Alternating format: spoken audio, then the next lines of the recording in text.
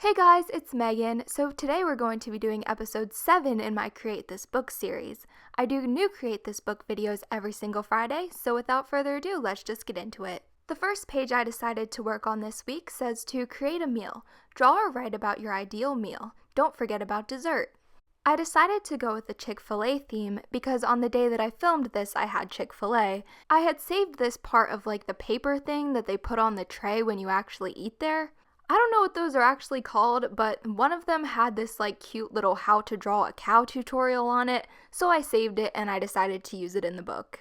I used this tutorial to draw this cow that's eating Chick-fil-A. So the cow is eating what I usually get at Chick-fil-A, which is chicken nuggets, fries, and ranch. And the cow is also drinking an unsweet tea, which I also always get.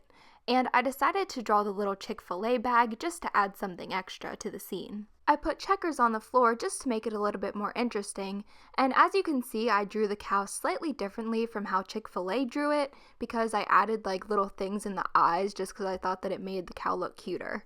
Then I colored in the drawing using a combination of my Sharpie fine liners, Micron pens, Crayola colored pencils, and Winsor & Newton Pro markers. And I've been trying to get into the habit of linking all of the products that I use in the description, so if you're ever curious about where I got anything, definitely make sure to check there first.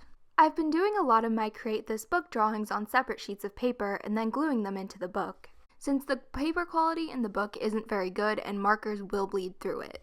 And there is a whole tips and tricks section in the new version of the book, but from what I've found, materials that don't bleed through the pages are colored pencils, crayons, and acrylic paint. So once I was done coloring in the drawing, I decided to cut out a piece of this Chick-fil-A French fry box to make like a sign. I glued that onto the page, and then I glued both the picture that I drew and the piece of the Chick-fil-A menu into the book. I ended up having to cut off the words how to draw a cow because I still wanted the prompt to show. I colored in the fork silver and then I colored the background with a red marker. Since my rule is that I have to add purple and the date to every page, I used my purple Posca paint pen to go around the chair. And I added the date in the upper right hand corner. So here's how the finished page turned out, and I really like it. I think that it's a really different idea, but the instructions did say don't forget about dessert, and I forgot about dessert. There's no dessert on there, but I don't really have dessert like with Chick-fil-A, so it's fine. The next page that I decided to do says to create nonsensical creatures. Draw or assemble made-up creatures, cut bits out of magazines and reassemble them, or draw from imagination. Be sure to name your creatures. For this page, I decided to use a technique that I found on a blog, and I'll make sure to link it for you guys down below. But the project was that you take a folded piece of paper and then write your name along the fold. I wrote out my full name, which is Megan Samantha Weller, and then I cut out around each of the words. Once you have the word cut out and you unfold it, it will look like some kind of alien creature. The fun part about this is that every word will make a different shape, and it also depends on like your handwriting, so each creature is going to be unique. Once I had my creatures cut out, I moved on to coloring them. The coloring on these was completely random. I just did whatever came to mind, and I tried to make them kind of look like cute monsters. I colored them as usual with my Winsor & Newton Pro markers. Some of them had one eye, some had two, and some had three. Some had antennas, some were wearing clothes, some weren't. This one, I don't know what was going on with it. There's like some random squares and dots on it. This one looks like a character, but I don't know which character it is, but it really reminds me of something. I just don't know what. I made 3 more of these characters using the words Lucky, which was the name of my cat, Create, and Subscribe, which if you're not subscribed, you should probably go do that, just saying. But seriously, we are almost to 100,000 subscribers, and I can't thank you guys enough. You guys are all so amazing, and I love each and every one of you. I will be doing a giveaway at 100,000 subscribers, and I have a lot of other exciting things planned, so definitely make sure to stay tuned for that. So once I had colored in all of my nonsensical creatures, I arranged them on the page, and I decided to put some tape around them to make sort of a background like I did in my last sketchbook video. Once everything was taped off, I filled in each section with various colors of acrylic paint. I used red, green, pink, purple, blue, orange, and yellow. After the paint dried, I peeled off the tape to reveal the lines underneath. And I've heard mixed things about whether you should peel the tape off before the paint dries or after, but I usually just wait until after the paint dries. So once that was done, I used a glue stick to glue in all of the nonsensical creatures that I made. And finally, I colored in the directions with some colored pencils to make it match the rest of the page. And here's how the finished page turned out. I didn't write names for any of the creatures. I'm wondering if I should name the creatures by like the names that I created them out of, or if I should give them new names. Comment what you think I should name them down below. The third page that I decided to do this week says to create a challenge. Fill this page without using your hands in any way. So I decided to fill this page by painting with my feet.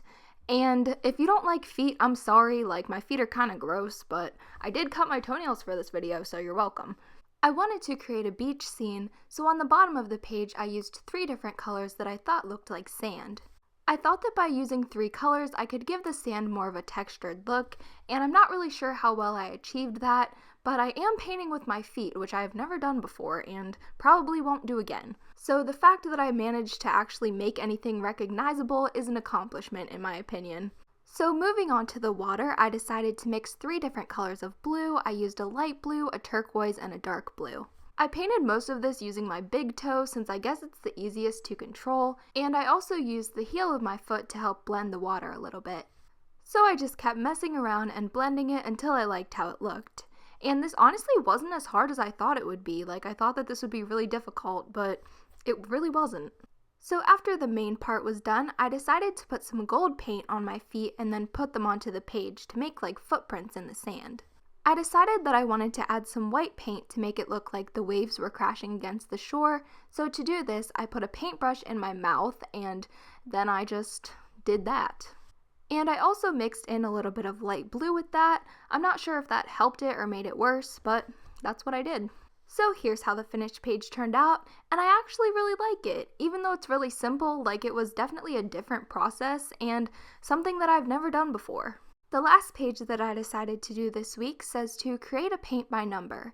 Design a simple image. Choose a set of colors. Assign each color a number. Label each area of the image with the number that corresponds to the color that should be used in that area. Color it in or have a friend fill it in for you. So for this page, I decided to draw Bob Ross with a nature scene in the background, and I decided to draw a palette, and on the palette I did like the numbers of the colors, if that makes sense. Like, you know how there's always a little key on a color by number? The palette is the key. So I swatched out all of the colors that I wanted to use, and I gave them each a number. I wrote each number on the palette, and then I drew like little paint splats to go around them. I decided that I wanted the trees to have a little bit more detail, so I just drew on some details. Then I added the numbers to each section. I lined the drawing as I always do with my Micron pen. I tried to make this drawing simple but still interesting. I based this off of an image that I found online of a Bob Ross color by number kit. I've been asked to do Bob Ross paintings a few times, but I was really sick when that trend was going on and I didn't end up getting to do it. But I do have an idea that I don't think anyone's done before, so maybe if like the Bob Ross trend comes back, I'll do that.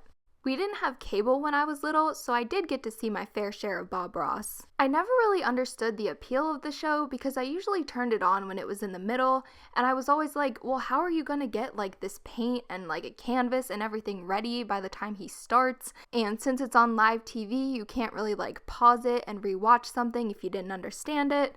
But now that they have it available on like YouTube and Netflix, I definitely see the appeal. Plus a lot of people now find his voice really calming and they like use his videos to fall asleep to, kind of like ASMR, so I definitely see that. But anyways, back to the drawing, so I just filled in each section with the corresponding number on the paint palette. Surprisingly, this actually took a really long time to color. I think I spent about 2.5 hours just coloring this page. It was definitely worth it for the end result though. I cut out the top right portion of the drawing so that the instructions would still show, and then I glued the drawing onto the page. To follow my rule, I put the date in the upper right hand corner, and then I added a purple heart since there wasn't any purple in the drawing. And here's how the finished page turned out.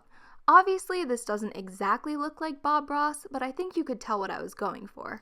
So here are today's shoutouts. If you want a shoutout in my next video, go on to my 5 ways to fill a notebook video that I just posted yesterday and comment what your favorite food is. I honestly have a lot of them, but my favorites are probably clam strips or like chicken nuggets. So thank you guys so much for watching. I hope you enjoyed that video, and if you did, make sure to give it a thumbs up. And if you're watching this on the day that it's posted, I'm going to be doing my first ever live stream tonight at 7 p.m. Eastern Standard Time, where I'll be answering all of your guys' questions, so make sure to be there for that.